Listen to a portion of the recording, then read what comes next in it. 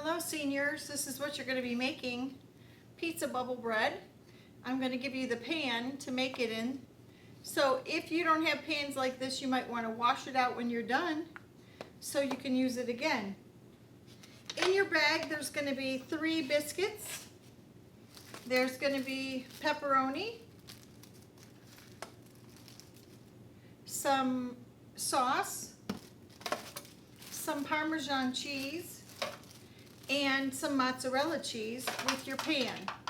So the first thing you're going to do, of course, is preheat your oven to 400 degrees. Now the recipe I'm going to give you is a half a recipe. So if you want to make a full pizza in a pizza pan, just double the recipe. There's my pan spray in there. That just helps it not to stick in the end. So let's get these to the side. So the first thing we're going to do is defrost our frozen biscuits. If they're already defrosted, then you are just going to cut them into 8 pieces. You can also use your scissors if you want to do that. Even pieces are great. So you're going to cut each one into 8 pieces. Now if you cut them all the same size, then they'll cook at the same time.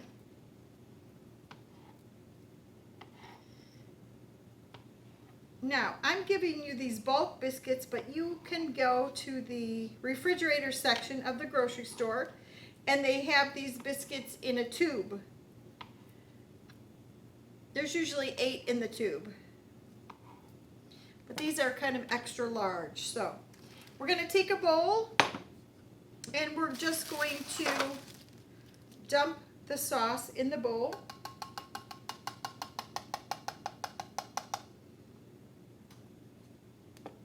And then we're going to take our biscuits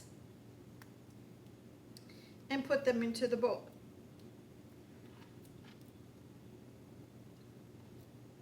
I forgot a spoon. I have to get a spoon.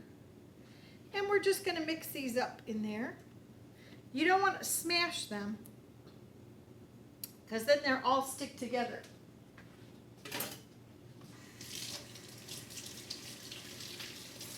So what we want to do is this is the folding process where you just kind of turn them over and coat them with the sauce. When my boys used to come home from college, this is what they wanted, pizza bubble bread. The easiest thing ever to make. So, all right, and then I'm going to drop those into my pan. Now spread them evenly on the bottom of the pan. I have the oven on 400. So this is a nice hot oven. So you see how I spread them on the bottom of the pan? So they're all kind of evenly distributed. And then I'm going to take my pepperoni. Now, if you don't want to eat the pepperoni, don't. You could throw it away or you can give it away. We're going to cut those with our scissors. Now you're only going to get 4 or 5 pieces. I'm going to cut those apart, make them nice and small, and then we're just going to kind of drizzle those on top. So this is personal preference. If you don't want to eat the pepperoni or if it's against your religion or whatever, that's fine. Don't put it in. I don't say that very often because I like you to use all the ingredients. Okay. You're going to get a piece of cheese just like this. It's 2 ounces.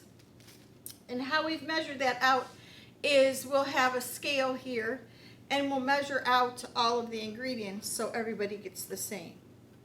I'm going to go on the large grate because this is cooking for 12 to 15 minutes. So I don't need to go on the small grate. I can go on the large grate. Be really careful with your grater if you don't have a box grater, maybe you have a hand grater. If you don't have a hand grater, you could use that chef's knife and just cut it up nice and fine. Kind of mince it up. You don't have to have all the equipment in order to be a good cook.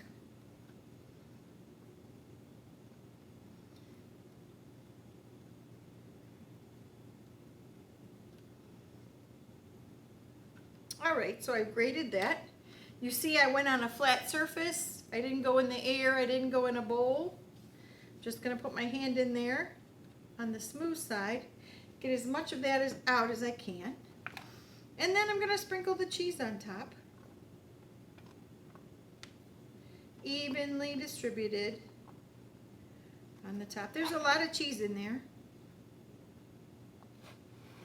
And then I'm going to take my Parmesan cheese and I'm going to put that on top. Now, if you want to add some seasonings, Italian seasonings, or some basil, oregano, thyme, you can put seasonings in there too. The pizza sauce that we're using has some seasoning in, so it's not mandatory, but if you'd like to do a little experimenting and put some seasoning, you can.